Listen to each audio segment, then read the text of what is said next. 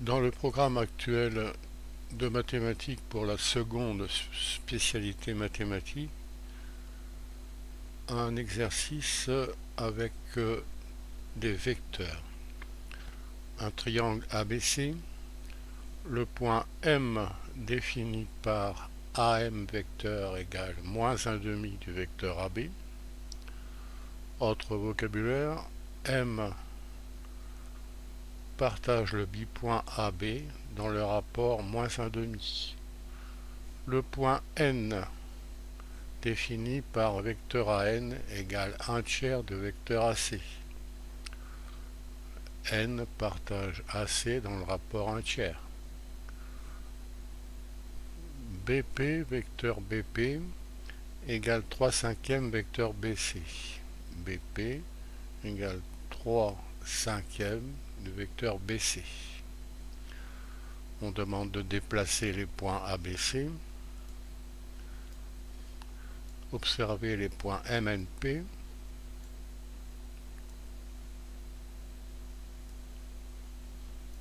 Il semble que ces points MN et P restent alignés. C'est la question qui est posée, la démonstration à faire. Page suivante. Pour démontrer que des points sont alignés, MNP ici, il suffit de démontrer par exemple que vecteur MN et vecteur MP sont collinéaires. Pour cela, on calcule les coordonnées de ce vecteur, ici dans le repère A, B, C.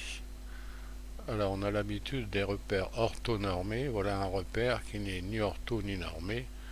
Ça veut dire que le repère considéré ici, c'est A, vecteur AB, vecteur AC. Suivant X suivant AB, Y suivant AC, pas perpendiculaire, pas ortho, pas normé, les unités de longueur ne sont pas les mêmes. Alors AM vecteur, c'est moins 1,5 du vecteur AB. Donc les coordonnées de M sont moins 1,5, 0. Vecteur AM, c'est moins 1,5 de AB plus 0 AC. De même, le vecteur AN, c'est 1 tiers de AC. Donc c'est 0 AB plus 1 tiers AC. Coordonnées 0, 1 tiers. On cherche les coordonnées de P. Il s'agit donc d'exprimer AP, le vecteur, en fonction de AB vecteur et AC vecteur. Pour cela, on écrit que AP, le vecteur, c'est vecteur AB plus vecteur BP, décomposition classique qui provient de la définition même de la somme de deux vecteurs. On met le point B entre A et P, par exemple ici.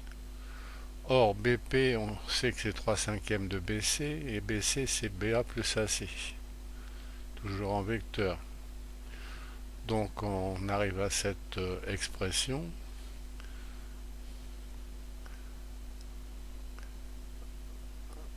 Le vecteur AP, c'est 2 cinquièmes du vecteur AB plus 3 cinquièmes du vecteur AC. Donc, les coordonnées de P sont 2 cinquièmes et 3 cinquièmes. On connaît les coordonnées des points MNP. On en déduit les coordonnées du vecteur Mn, abscisse de n moins abscisse de m, ordonnée de n moins ordonnée de m, 1 demi, 1 tiers. Pour MP, abscisse de P moins abscisse de M, ordonnée de P moins ordonnée de M, 9 dixièmes, 3 cinquièmes. Pour passer de 1 demi à 9 dixièmes, il suffit de multiplier par 9 cinquièmes, je tape par rond. 1 tiers par 9 cinquièmes, ça fait aussi 3 cinquièmes, on vérifie facilement. Donc le vecteur MP, c'est 9 cinquièmes de Mn. Ça veut dire que ces vecteurs sont bien collinéaires et les points MNP sont alignés. Alors 9 cinquièmes n'est peut-être pas apparent, ou quand le coefficient n'est pas apparent, on rappelle qu'il y a une façon différente de déterminer la collinéarité, il suffit de considérer le déterminant du bivecteur MNMP ici. On écrit les coordonnées de Mn, 1,5, 1 tiers, à côté celle de MP, 9 dixièmes, 3 cinquièmes, et la différence des produits en croix est nulle, ce qui caractérise la collinéarité. Un complément. Une autre façon de donner l'énoncé, c'est MA sur MB multiplié par NC sur NA multiplié par PB sur PC. C'est 1 tiers par 2 par 3,5. Le produit est égal à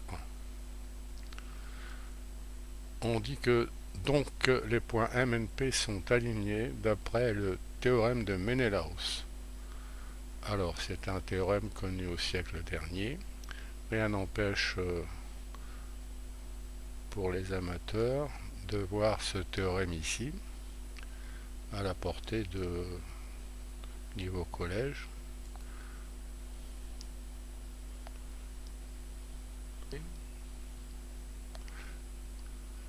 Et on peut faire tourner la droite en appuyant. Alors on va rechercher ce qui nous intéresse. Je recommence la manipulation. Le lien est ici. Le nombre qui intervient. D'où le théorème. Voilà un exemple où on a considéré que PB sur PC. Alors, ce ne sont pas les mêmes notations. QA c'est 1,5, RA sur RB c'est 1. Le produit de ces trois nombres est bien égal à 1.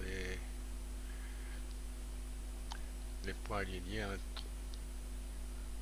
les points PQR sont alignés, alors le produit des trois nombres est bien égal à 1. Réciproque, c'est la question qui est posée ici. Est-ce que la réciproque du théorème est... Bon, on arrête à ce niveau. Le programme interactif associé à cette vidéo est toujours utilisable avec des PC. Lien sous la vidéo.